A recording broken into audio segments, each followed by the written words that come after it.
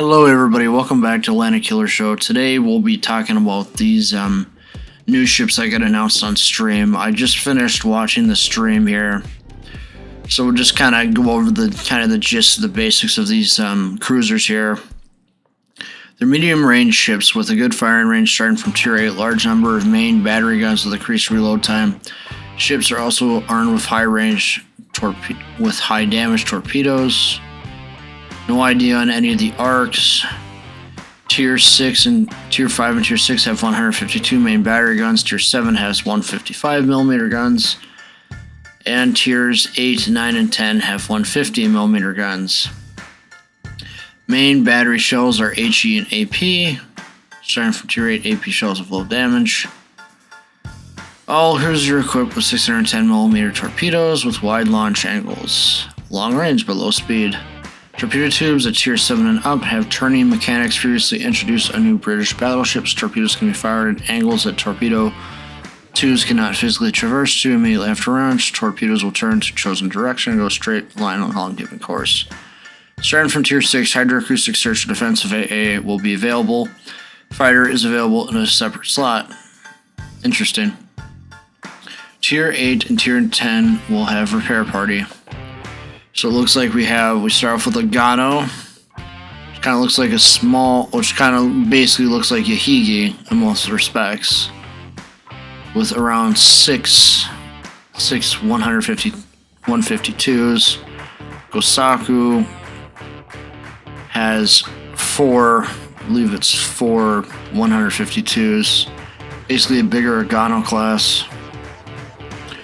Omono, the Tier 7, is going to have 12 long-range 155mm guns with extended reload time. I believe on stream they said it was around, I want to say, 12 seconds perhaps. Ship's anti-A is pretty strong.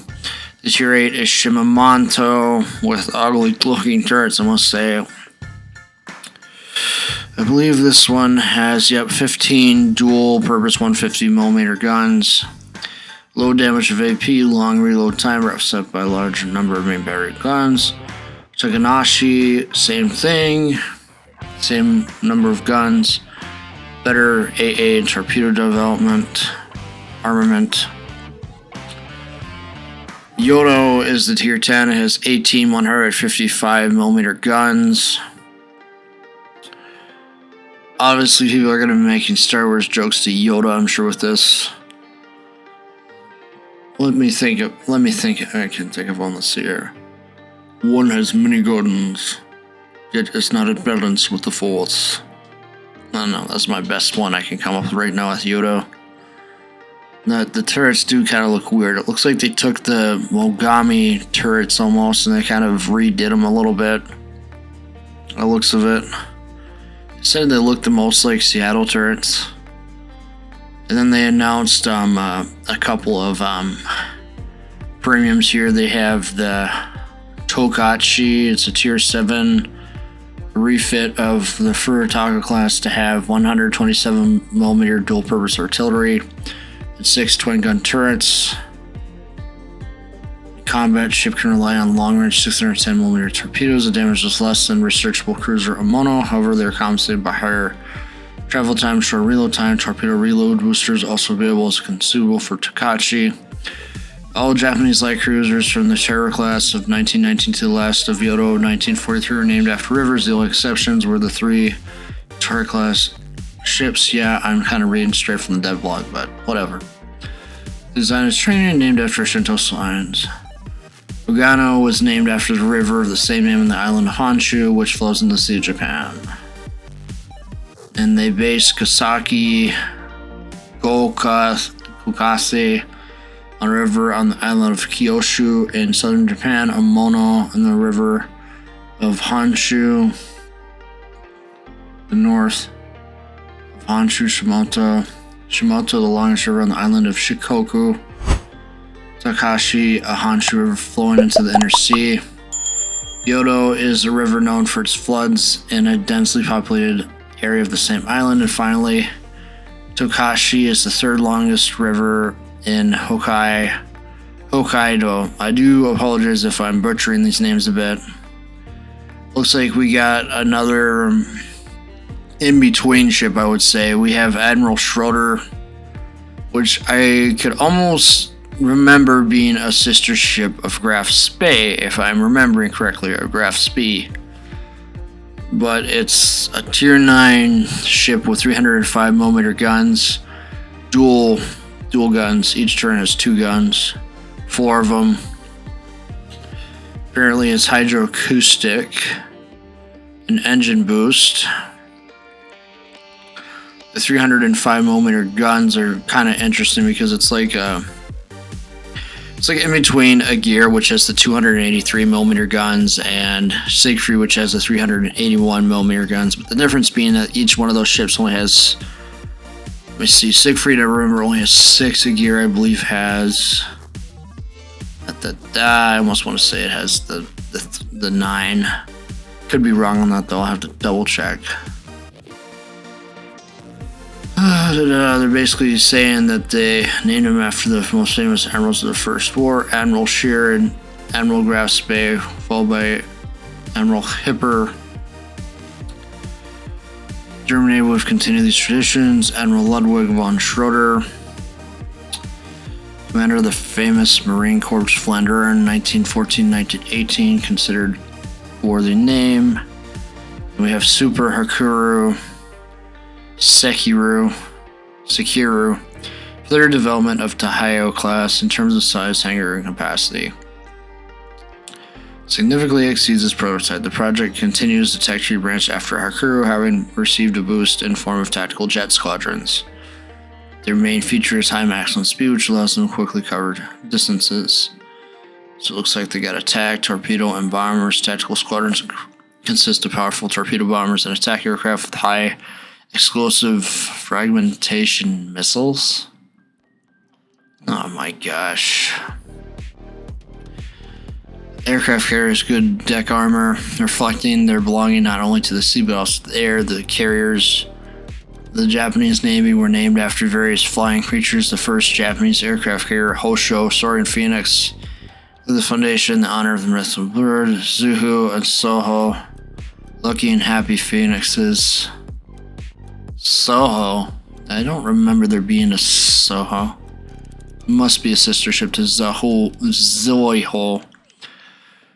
Taiho, Great Phoenix, further famous cranes, Shokaku and Zikaku.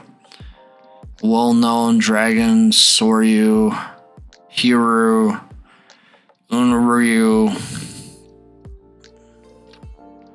Changed in the next 5 Onru class aircraft carriers named after mountains. Huh. I wonder if that means we're going to see that carrier class in game, or if we already have it. Well, maybe it's the higher class, I don't know. Following in line with tradition, they turned to Japanese mythology, where Red Dragon Sakura was discovered, born from sun and volcano, capable of breathing fire. Red is very popular in Japan, is considered to repel the force of evil, represents justice. Then we have Super Kremlin, which seems rather odd considering the current conflict going on overseas, but we're not going to get into that in this video. A certain World of Warships ex-community contributor, ex-Wargaming employee likes to talk about it still. But I'm not going to name his name, as I don't need to draw attention to him, as he's kind of gone off the deep end. Admiral Yushikov is what the ship's called. Has 110 tons, 100,000 tons. It has 457mm guns. You get some more HP. You get some more armor. Okay, there's what the combat instructions say. It gets plus 10% to main battery load, 30% reduction, wow, of maximum dispersion of main battery shells. Oh boy. 2 Surdov class cruisers received the names Admiral Yushikov and Admiral Nakamov, with more powerful ships have developed by USSR, such as Project 24, which is what this is based off of. They could have had carried the name of Yushikov on board.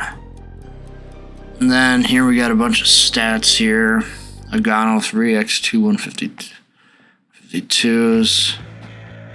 Okay, they're just gonna have to go take a look at the tier 10 here quick for that line. No, we don't want that. I am just surprised that they released a Soviet super ship considering everything going on, I guess. It's kind of the main reason why I think Sevastopol is being held back almost, as the conflict is getting closer and closer to that area.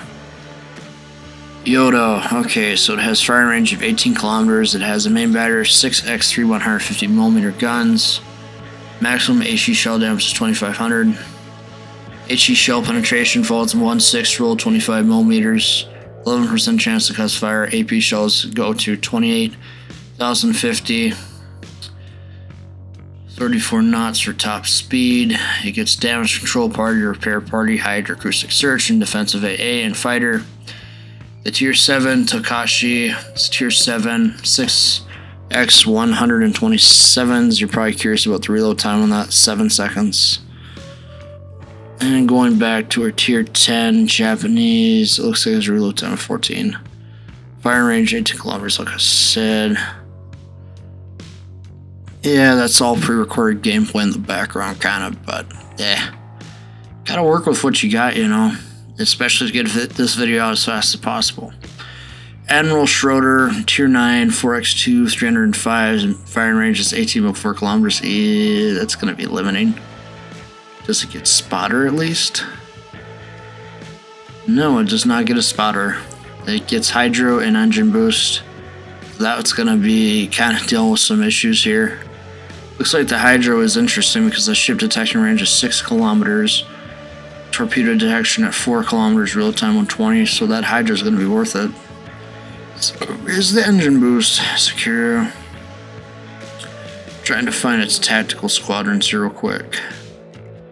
Okay, looks like tactical squadrons are kind of modest at only 173 knots, which is actually not that good compared to the American and the British ones. That's kind of interesting. Torpedo bombers only have 148 knots. I think you should just rebalance these stats wargaming and delay the release of this one and match the American and the British in the speed. Or nerf the American and the British supercarriers to be in line with the Japanese one. That's just my opinion. It should be balanced, not imbalanced. Admiral Yushikov, 3x3 with 457, firing range 21.3 kilometers. Pretty much. It has the smallest turrets. A secondaries 8x4 130mm guns. Alright, that was a lot of information to go through here, but the gist of all this is pretty much that we're getting a new Japanese line, we're getting a new Tier 7. Okay, let's just go back a second. All the Japanese cruisers, the new light cruiser branch, weaker armor than the heavy cruisers, a lot of guns, varying from 150 to 152 and 155. New Japanese Tier 7 cruiser Takashi. New supercarrier Sakiru, I can't quite say it.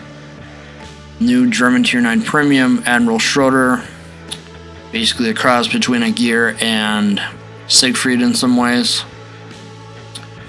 New Soviet Super Kremlin called Admiral Yushikov. Just a lot of information, and like I said, it's a lot to take in, I get that, but for the sake of getting this video out quick, and for the sake of time, I'm just kind of reading through the information. We'll probably go over visuals later. I know that the devlog's out and all that, but we'll go over the visuals a little later once we get more details, because I think that this line's going to get some nerfs. It's going to get some nerfs pretty much towards the end of the testing cycle, I imagine, especially in terms of turret traverse. I don't imagine the 6-second turret traverse sticking around at all. I imagine it getting nerfed to 9 seconds turret traverse on the Tier 10 eventually. That's what I imagine, in all honesty. So, yeah.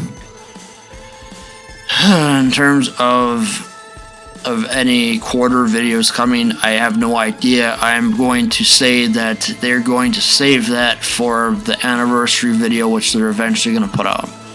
I imagine when they do their anniversary video, there's going to be an announcement on when they're doing the next quarter video. And I assume next year's lineup is going to be mostly carrier and submarine line focused, with a cruiser line and a battleship line being in there, perhaps with a split or two as well.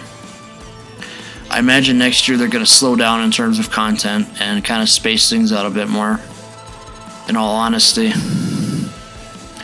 I don't imagine that they're going to have much to announce yet, but they hinted that they're going to announce the Sevastopol release date pretty soon, which is basically Siegfried guns on a Kronstadt hull. Long story short, all the details that I've covered today can be found on the World Warships dev blog or the World Warships wiki. World Warships wiki for Sevastopol, all of their information, World Warships dev blogs. Again, this is just me recording this fresh off the stream. I think this new light cruiser line is going to be rather interesting and well worth looking into, just skipping over the early access, of course. We don't know what the early access will look like, but we'll know that further on in the future. As always, don't forget to like, watch, and subscribe. I appreciate all the support I get on these videos, and I hope to see you soon with a proper review video, as I've been wanting to do all week. Thank you so much, and I'll see you in the next video.